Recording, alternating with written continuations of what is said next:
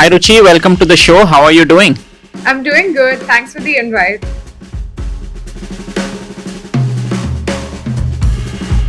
But people do PhD just to get the EB1A, and that I think is foolish. On my team, we are currently developing software products in the data science space.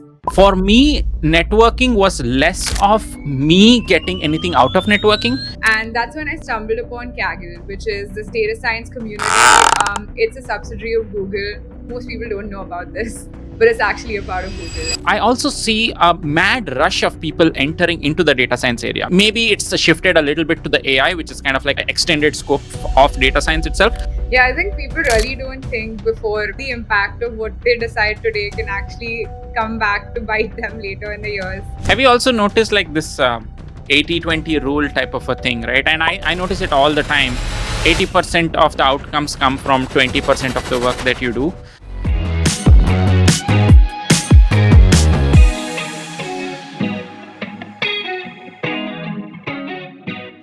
Hi Ruchi, welcome to the show. How are you doing?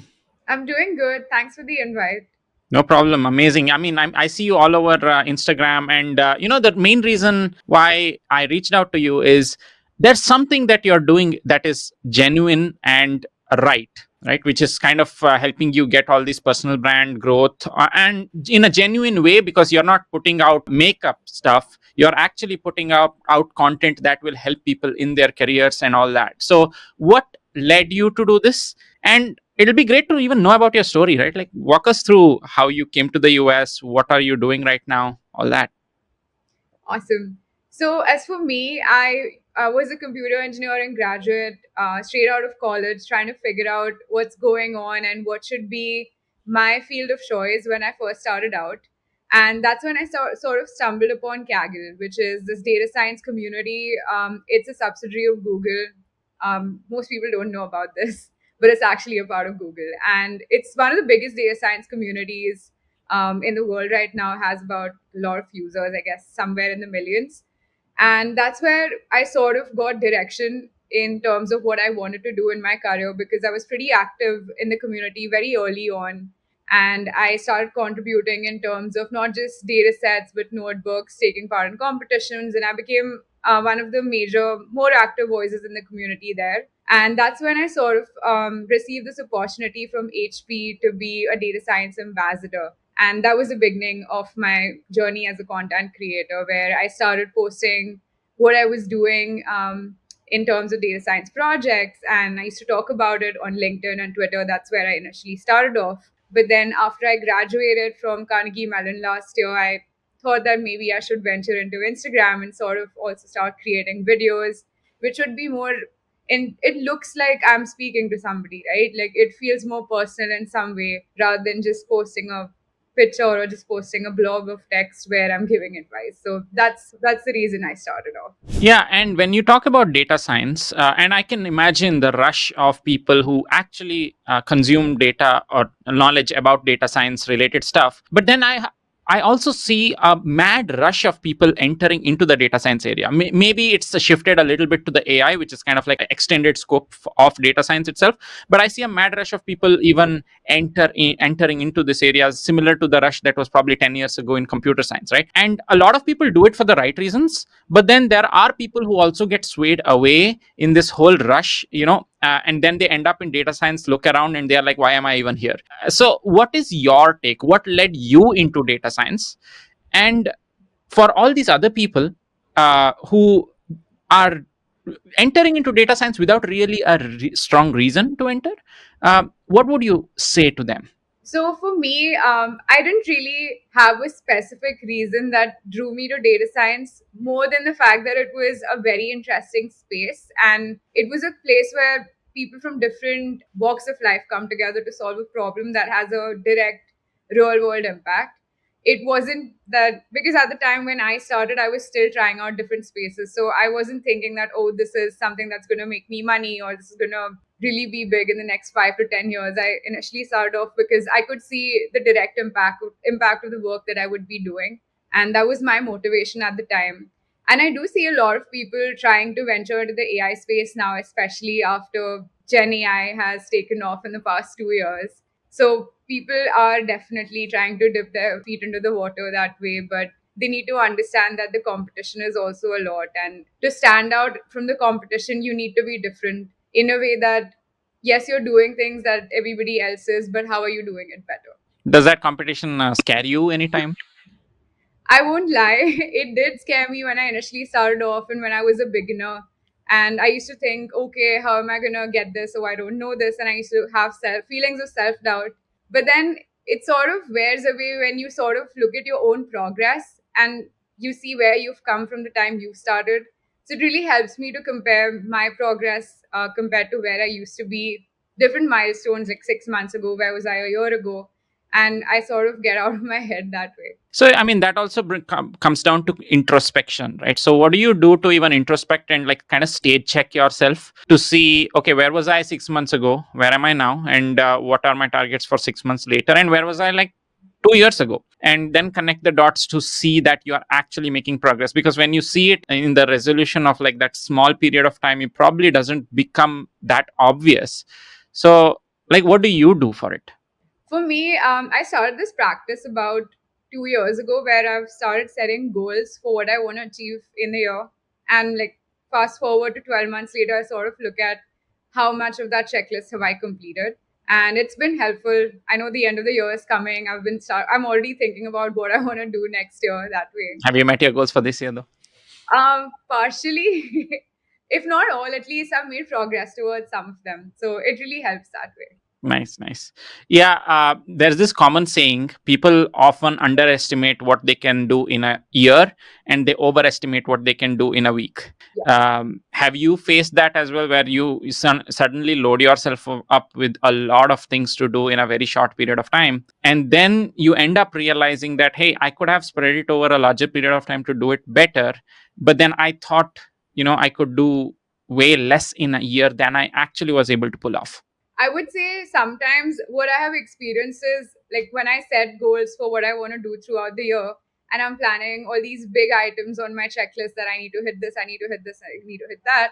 And then I end up procrastinating. And there are a few months left in the calendar year. And I'm like, oh no, I really need to really buckle up and actually go in and do these tasks. So I have these periods of productivity where I'm doing more than I normally would on a normal day. And then there are times where I have downtime as well, but I've been trying to make that consistent effort where I'm trying to spread out the tasks that I'm doing a little bit better. Have you also noticed like this 80-20 rule type of a thing, right? And I notice it all the time. 80% of the outcomes come from 20% of the work that you do. But still, you got to do all the work that you possibly can do in order to spot the 20% that actually produce the biggest outcome. I mean, this is something that I learned earlier on. But how does it play in your world? Is it 80-20 in your case also, or ratio is skewed up there? I think the 80-20 rule is very spot on, but the difference is knowing what's the 20 that's actually important in the work that you do. So if you don't know the impact of the 20% that you're working on, then it's really hard to score that 80%. So it really boils down to understanding what are those different tasks that you need to complete to see the big results on the table. Yeah. So you come to the US. You're in the US now, and then you are in data science. You're pursuing that at CMU, and then there's a bunch of things obviously that you would have noticed about the US, about the way things are here, that are way different than how people do it in India or other parts of the world. What are some of those, things that you it came across as like, let's say, a culture shock, or if not a culture shock, it's like, oh wow, okay, it can be this way too, and I got to adjust to this new way of things now. What are some of those things? So I'll start from the university perspective. What I felt was really different when I started schooling at CMU. It was an entire shift in terms of the way that we study, because in India, people study less when it comes to regular classwork and all of that. And then it's exam season, and suddenly there's so much to do because no one studied throughout the entire semester. And there's this entire culture where people are really procrastinating. But then when I started CMU, I noticed that no, we cannot afford to do that because A, the material is difficult, and it's not theoretical, it's very practical. You actually need to understand the material that's taught in class to be able to score well in exams. And there's this consistent effort there as well to see results towards the end of the semester. So I noticed that real big shift in terms of the way that people work. People work really hard. I'm not saying people in India don't work hard, but it's that compressed effort we see towards the end during exam season versus here it's consistent effort over time. When you look at all the things that you've studied at CMU, right, and if you compare it against the percentage of that you apply today in your work, regular work, does it make sense going to CMU? For me, I really enjoy the program because it really prepared me for the way that corporate America works. The program that I was in was a good mix of tech and as well as management skills. And me coming from a tech background, I really needed that brush up to understand what is it that's actually required in the role of a product manager or a product marketing manager to be able to break into this space. So I personally found it really helpful in terms of that. When you so for example, now if you look at the career progression of a software engineer, right, so then they can evolve in their careers into maybe they can stay in the technical track, keep doing their work in the technical track itself, because data science and even product management to a certain degree, but I would actually point at data science more, is a fairly recent title. It's not like a title that has been there forever. Analysts have been there forever, for since a long time, but not data scientists really. So in a way, the whole industry probably doesn't even know a good, nicely charted out career pathway for a data scientist for the next 20, 30 years, right? Like as long as a career lasts. In your opinion, what are these future looking roles that either might evolve, or the roles that are there today itself, which a data scientist can like work towards entering? So I've noticed that many people start off in the data analysis space. They start off as analysts and then they build the required skill set, and that's how they sort of move into the data scientist positions. And I think it works. The way that it works up the ladder is going into maybe a CTO position down the line. Like that's way forward in the line, but I think that is how it could evolve into a management position if people can really polish their skills well.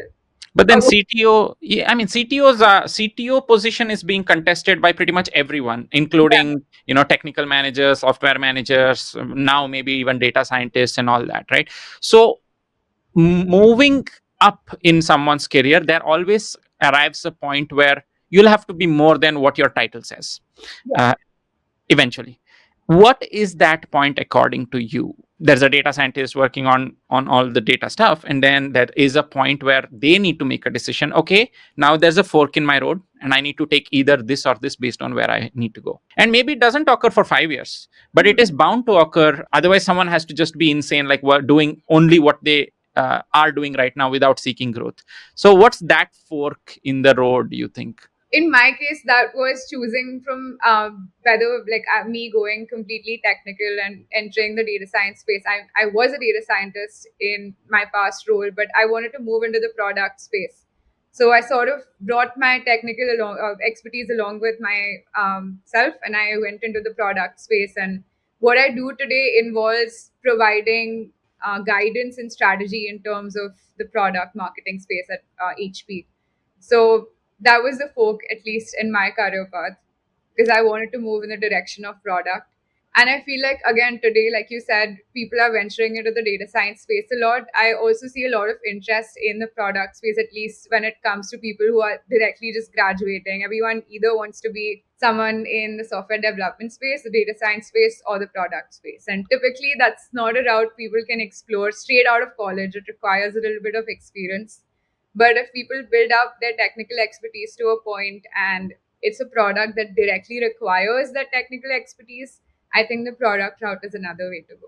Yeah, that's very interesting, because when I was so I started my career as an engineer doing coding and hardware design. I was in controls, so it's like the best of both worlds.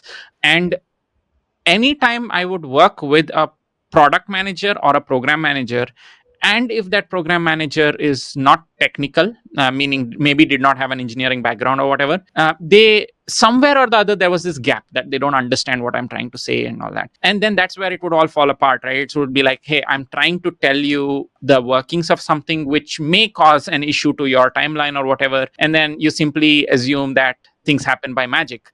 And this is a big problem I've faced as an engineer with a lot of non-technical product slash program managers. So when I entered into product myself, it came with a pinch of empathy, I would say, for the engineers problems. Of course you can't get swayed too much with that, but then at least you are able to develop that rapport from the technical side, which gives you a little more credibility as a product manager. So a lot of people, there is this fashion these days of people even who pursued engineering not entering into engineering roles, but then they enter completely orthogonal directly into product roles, and then they, despite being an engineer, they end up with this issue where they don't know what the heck is being built, but then they want it built. Yeah. Have you had any experiences like that with PMs that you work with, or TPMs that you worked with, where you're trying to explain something but then this person simply doesn't get it? I personally haven't had that experience because on my team, we are currently developing software products in the data science space. But the PMs have upskilled themselves to understand what is the need, what is the customer's need, what is something the engineering team can help with, and sort of how to bridge that gap. So our teams work very well in that sense. But I have heard a lot in terms of this space that there's a lot of rift between product and engineering because product wants something and then engineering can't complete that within a set period of time, and there's always that divide. Where do the data people fall there in this whole rift? I think, yeah, it's probably product engineering data then if it's a data product. It's like that triangle now. Okay. See, you talk a lot about networking in the content that you put out, right? Let's switch into that area because that's a very interesting area. That's also another thing people don't know a lot that happens in the US versus most other cultures in the world, workplace cultures in the world. Can you tell me some examples of where networking actually helped you disproportionately compared to someone who maybe was under a rock and did not network at all? I would say it has significantly affected the way that I have progressed in my career, at least in the past 3 to 4 years. Mostly because I started building my personal brand early on LinkedIn, and it has helped me land the past two jobs that I have been in straight out of just literally networking. How is And that? so, like I mentioned initially in the conversation, that HP had reached out for the brand ambassador position. I was a brand ambassador for 2 to 3 years at the time when I asked them if there was an opportunity for me to intern on the product management team, and they did have an opening, luckily. And uh, I was lucky enough to land that position at the time, mostly because, again, I had built that reputation of providing that data science expertise. We were building a data science product, and they knew that bringing me on would only help the team. So I interned that summer, and that internship converted into a job. So that's the role I've been in as a full time position now. And typically, people come to the US without understanding that networking is really important.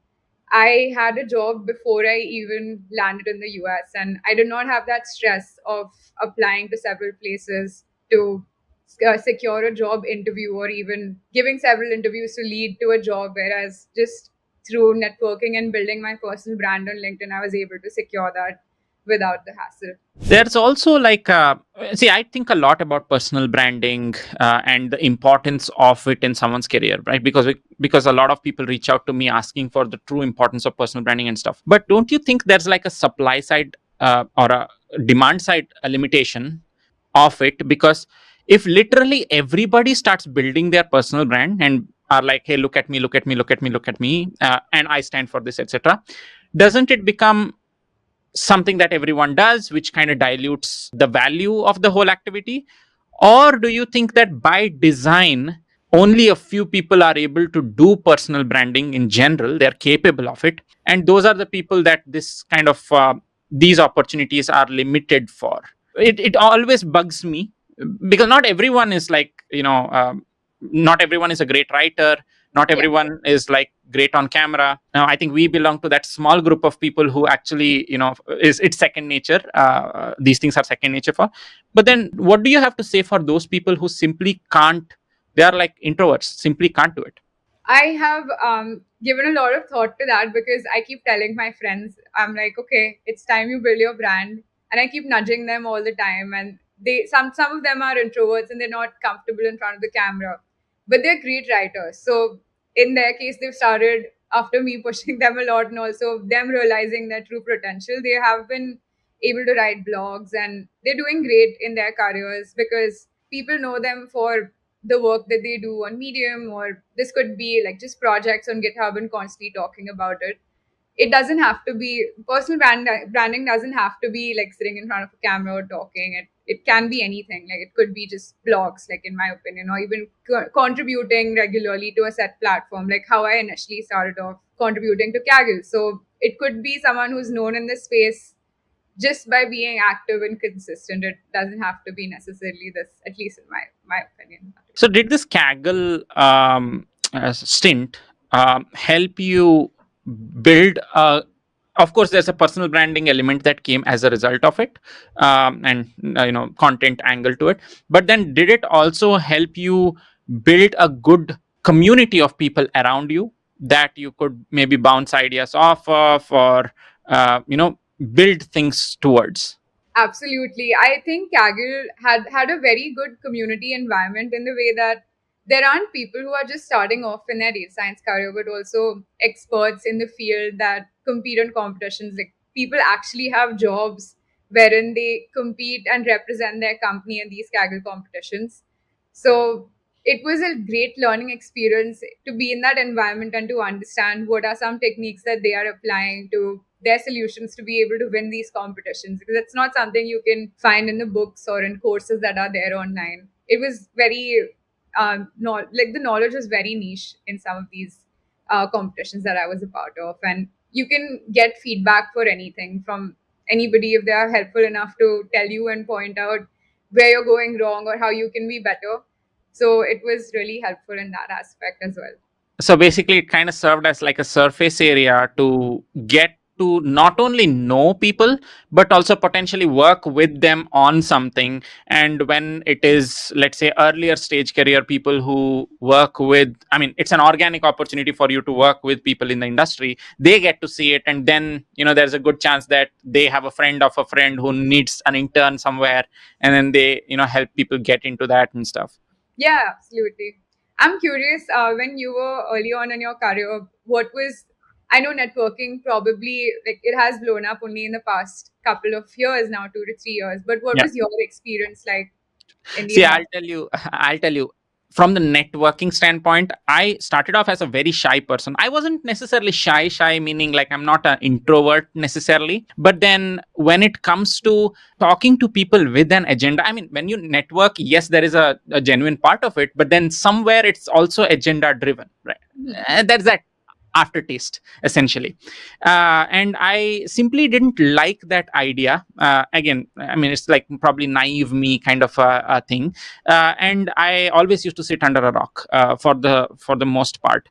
And then even otherwise, the opportunities in controls engineering were relatively less back then. Even autonomous vehicles, I mean, back then meaning like around 7 years ago, autonomous vehicles were not necessarily getting created, and all the demand for controls engineers was mostly in aerospace and defense. And as an immigrant, you can't get into those areas because of ITAR and security clearances and all that. You simply won't get it if you don't have a green card or a citizenship. So in my case, it was more like, okay, what the heck, like let me just figure it out. And then I just sat in a room and applied like crazy to like all these companies, and people were like network. But then I'm like, who do I even network with? All the people that I'm networking with, the last question they would ask is like, hey, what's your citizenship status? And then that's the end of that conversation, right? And then beyond that, yes, I could keep networking, no problem. But then what comes out of it? That was my situation, but that's probably because of the niche area I was in.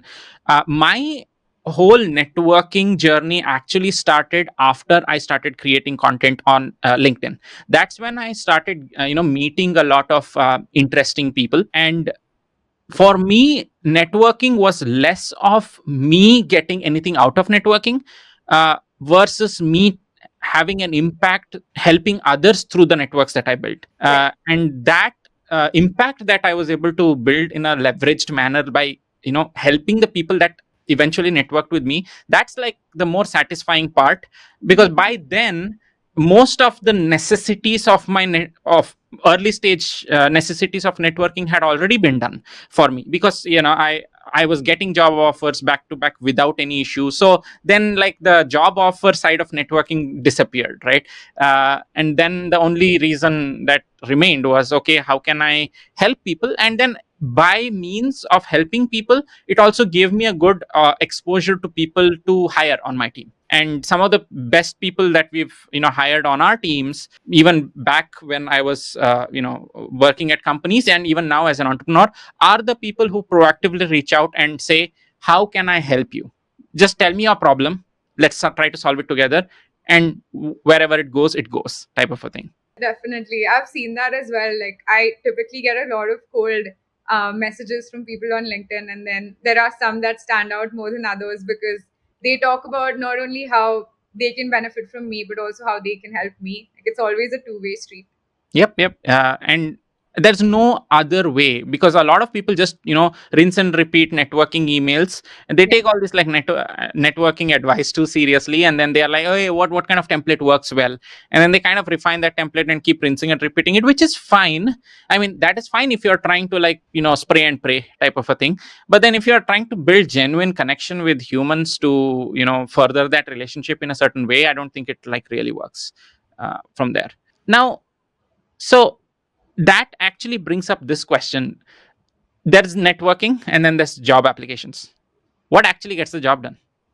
networking, at least in the US, because I have seen that far too many times being helpful for far too many people to believe that cold applying is actually going to get someone a job. Because as international students, we do have a tight timeline within which we need to secure a job.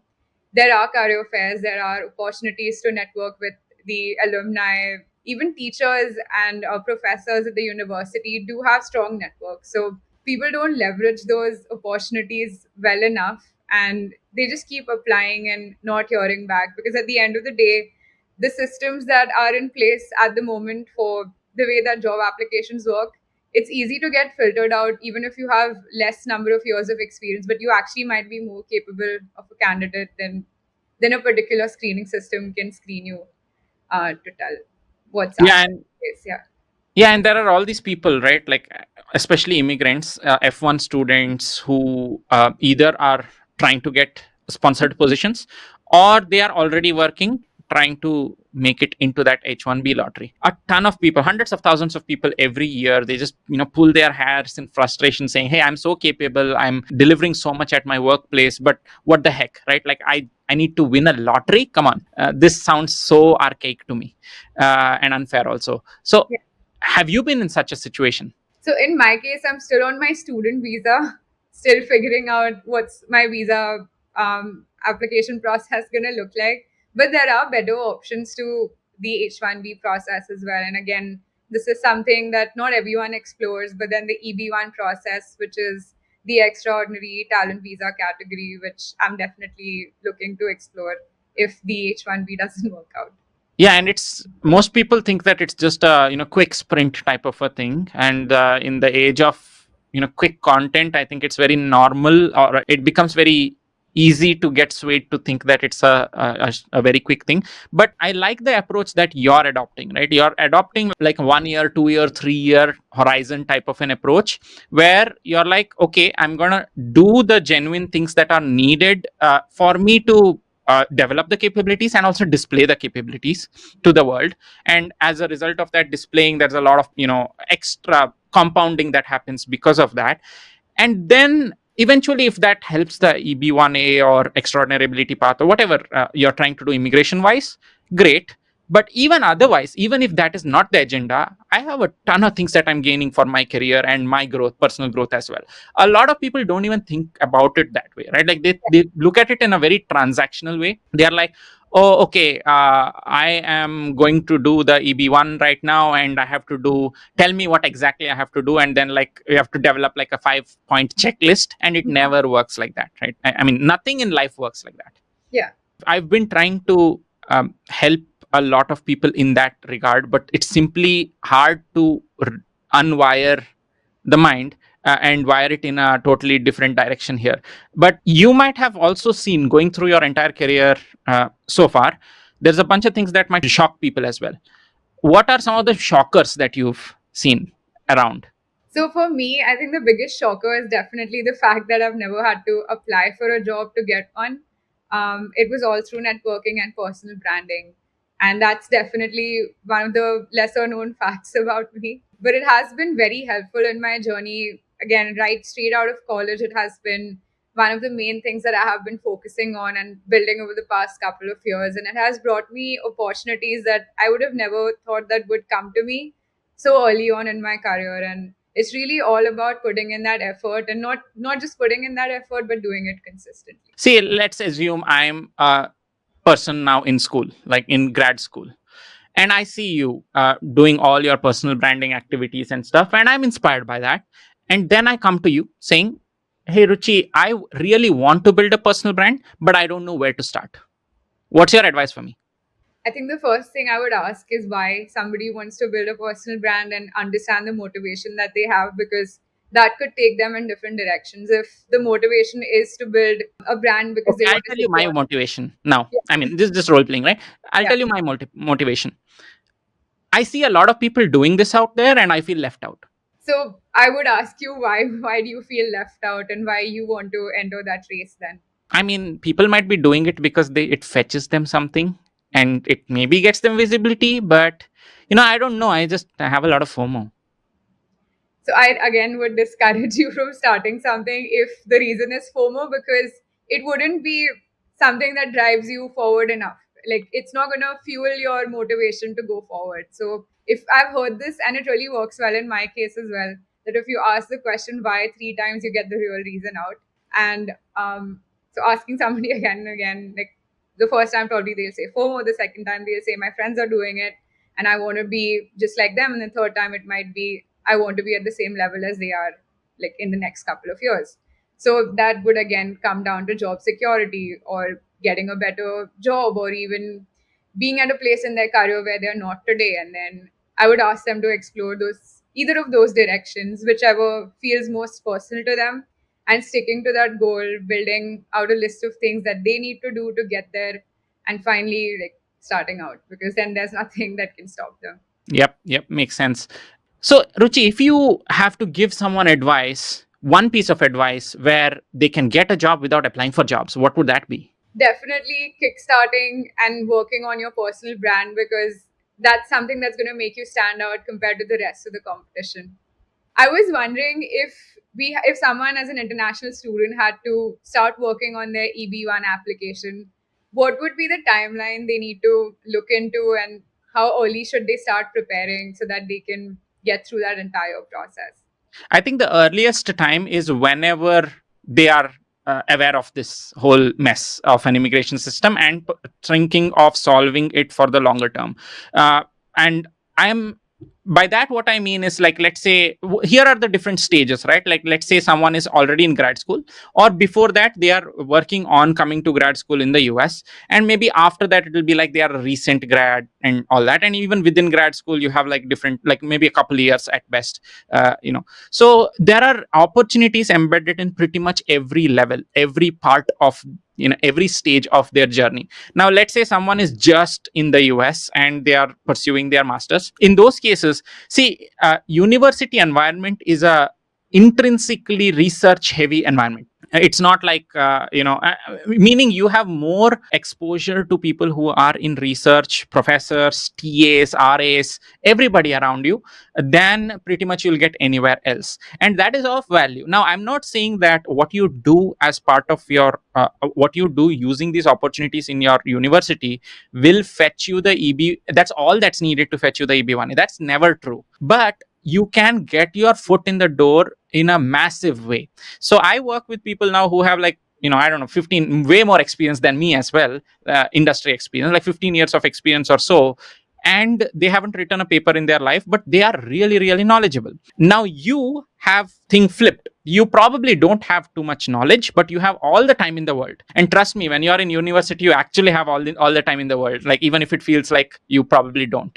And you can encash that time by writing whatever. You can at least help them in their research, build that network, but also be part of the papers they are writing, or maybe you write papers. Maybe they are interested in publishing in like top of the line journals, but then there might be cases where maybe they don't want to include you as a co-author because your work is not significant enough for them, or you're not able to get into those journals even if you publish it on your own. Doesn't matter, getting your foot in the door means like even going after relatively lesser known journals. Now you can also start a Medium blog and publish stuff, but I'm not saying that a Medium blog will cut it, right? USCIS will probably not accept a Medium blog as a popular authorship, but that's a good first step to move towards like publishing a paper in a journal or a better journal and stuff like that. So this is just one simple example of how people have a lot more opportunities as a student than they really have after they start working. Now let's say they are in the later parts of their student life and they are almost getting ready to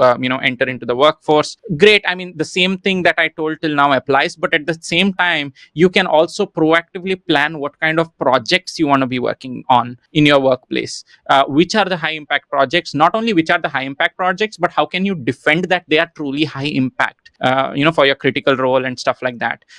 There's all of these, and proactively knowing for your role what's the prevailing compensation, what's the 90th percentile compensation, trying to use your cards reasonably well to negotiate that pay with your employer, so that satisfies like another criteria over there. And this networking thing obviously helps a lot, because like you need a lot of letters from people who are independent experts in the field and all that. So all in all, for a student, I'm not saying that it is all doable at with the press of a button, but there's a lot of things that will make life way easier for you by getting the foot in the door. Now there are things when I saw in retrospect, so I was very so the reason I entered into the whole EB1A journey was very similar to yours.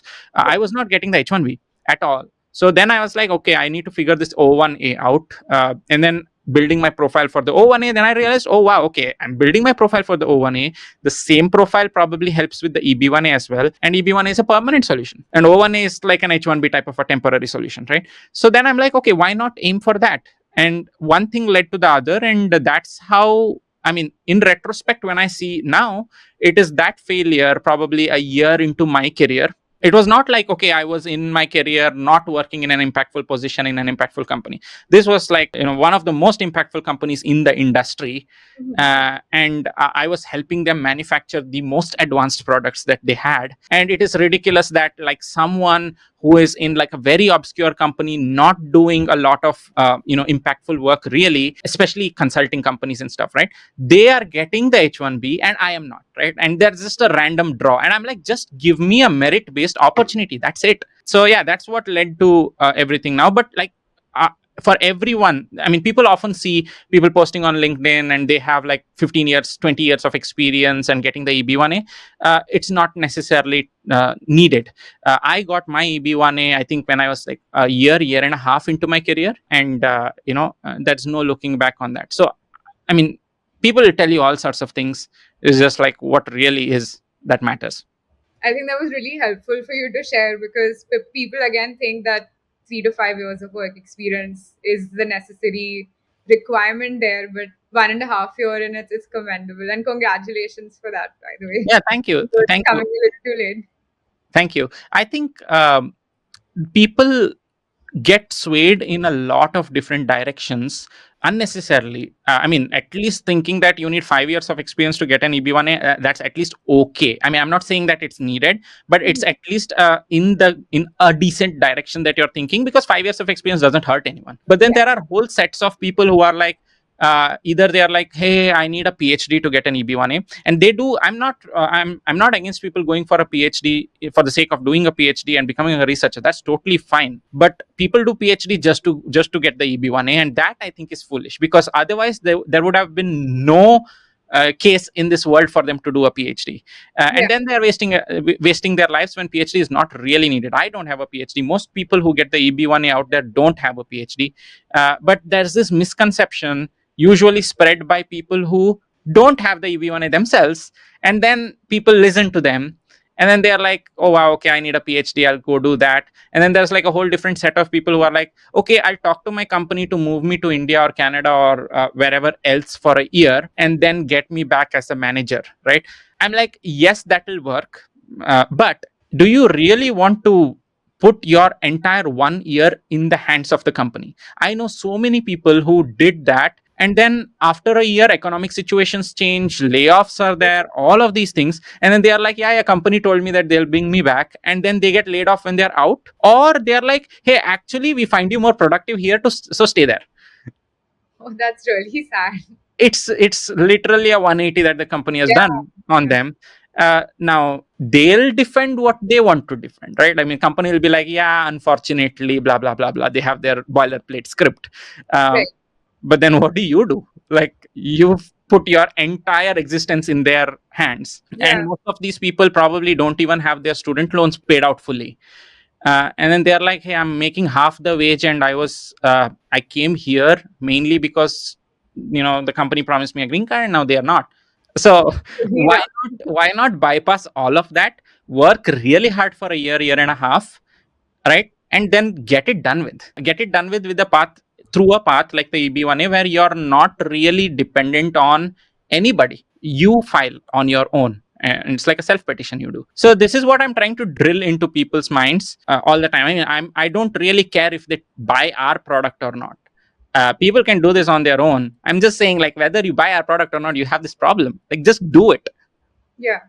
Most Yeah. people also don't know that they can self petition and they can actually go in and do this themselves rather than relying on a company for help Yeah. in this aspect.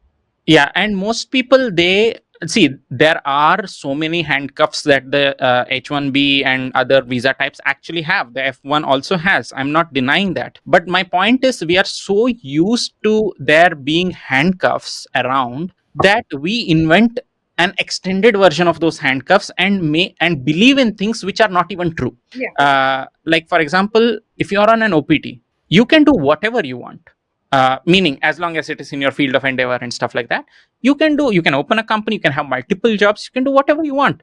But then there's this deep rooted thing in people's minds. They're like, no, I can't do that, I can't do this. And then it's like, then they internalize it and then spread that to others, and then everyone else in the group starts singing the same song. And then when you actually look up the rules, I'm like, okay, tell me, where exactly is this written? It's not written anywhere. You've made up a more stricter version of the law that actually is there, which is already strict, and that's not serving anyone. It's only breeding fear, and then disinformation and this and that, all that crap. Same thing with H1B as well. People think, yes, you cannot work at another employer if you're sponsored by an employer, but that doesn't mean you can't hold a parallel O1 or a parallel H1B and work for multiple employers.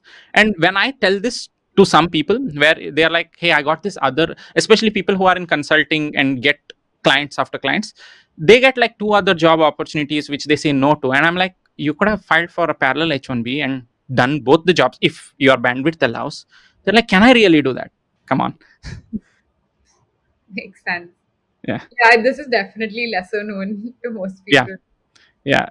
So yeah, I mean, that's basically what we are trying to debunk here. But then yes, along this journey, there's a set of people who just want it done quick, who kind of are willing to cut all sorts of corners. And me being a beneficiary of that EB1A path, I consider that path as sacred, and I don't want anyone to kind of like shortcut the journey, do whatever it is, like, just to misrepresent themselves. And that's why the line is very thin, and I kind of always keep making a point, even through all my content, is like, when you are entering into it, you genuinely should be willing. It's not necessary that you are extraordinary ability top of field right now, but if you are thinking that you will never be able to be extraordinary ability top of field, forget about the EB1A. It's a good goal to have even for your career, right?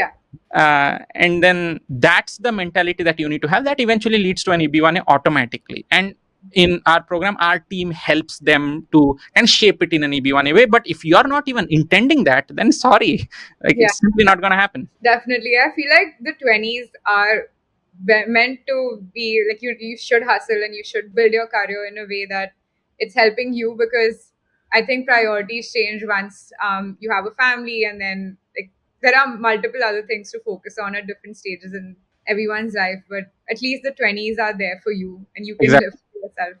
Exactly. And when people are in their 20s, right, like they kind of end up thinking that, oh, this is like the biggest adolescence crisis that I have. Wait until, wait until at least you're in your late 20s also. It'll get even more intense then, right? So, I mean, people in their 20s usually have the highest time for everything, meaning for experimentation of what they want to do in their careers. Mistakes don't have severe consequences when you're in your 20s. Yeah. But later in 20s and all that, mistakes come with added baggage, which it could impact. I mean, I'm not even saying like if you have a family, the family is a whole different ball game. But even when you have like extended investments that are at stake, it affects you a lot more on your own view of yourself than when you're in your mid 20s or early 20s and all that. Simple example where people kind of think that a dollar, I always think that a dollar made when you are in your early 20s, mid 20s, maybe even like late 20s ish, has greater mileage than the same dollar made when you're 35, 40, 45, whatever. That the magic of that time is what young people don't really understand. Magic of compounding and like using that dollar in the right place and stuff like that. So in the US, especially in a very very consumerist society, it is very easy to get stuff quickly, right? Like I have a lot of friends who went out and splurged immediately after graduation, not even having made that much money. They went out and splurged on like some of the most expensive toys, like expensive cars and stuff. And it's very easy, you can get a car for zero down payment, and you're basically mortgaging your future paycheck for this car. Essentially that's what you're doing, right? Like you're buying the car from your future money at that point. And it only bites them when they start considering to buy a home 2 3 years later. And at that point they're like, really, I have like a 200K salary and I can't afford a home? There's something that's going to be that is odd here. And then when they dive deeper, they realize that the car payment is taking up a big chunk of that 200K, and now you don't have purchasing power. But then it's very simple. When you're buying a car, it's like, yeah, yeah, zero down payment, just sign and get the vehicle. Yeah. But how it bites you later down the road, I mean, these are all micro decisions. Essentially, it's like spur of the moment decisions which younger people are more predisposed to make. And I don't know if it is like just if it is simply because there's no awareness, or it is just because, okay, whatever, like YOLO. Yeah, I think people really don't think before the about the impact of what they decide today can actually come back to bite them later in the years. Yeah. In that way, they don't plan ahead, and I've seen that impulsive trend even in like folks around me, and it really helps to at least think about just for 2 minutes. Are you going to want this thing like 2 years later? Like if you're buying a car and you are buying it, you're not even leasing it or trying to just keep it around for a couple of years. Are you actually going to want that car? The value depreciates. Not like just think about the investments you're making today. Like I have seen people put in so much money into luxury cars straight out of college, and I just feel like I wouldn't do that. Like if I was just about to graduate, and Yeah. it's a lot of money Yep. and it's Yeah. not easy to put that down payment now in and all of that as well. No, my simple mantra is when you're in the earlier parts of your career, cash is king, right? I'm not even, some people are like, yeah, yeah, I'll save this, but then I don't know what to do with it. Like, that is a good problem to have. I mean, the more cash you build, you have options. It opens up options for you to then direct that money wherever, do whatever. Would you rather be, having cash and wondering where to invest, or having no cash and have no option to think about anything that you want to do? So, like, making sure that you're protecting as much of that as possible is the best thing you can do in your earlier parts of your career, because that gives you more relative flexibility later on to make a little more mistakes, let's say.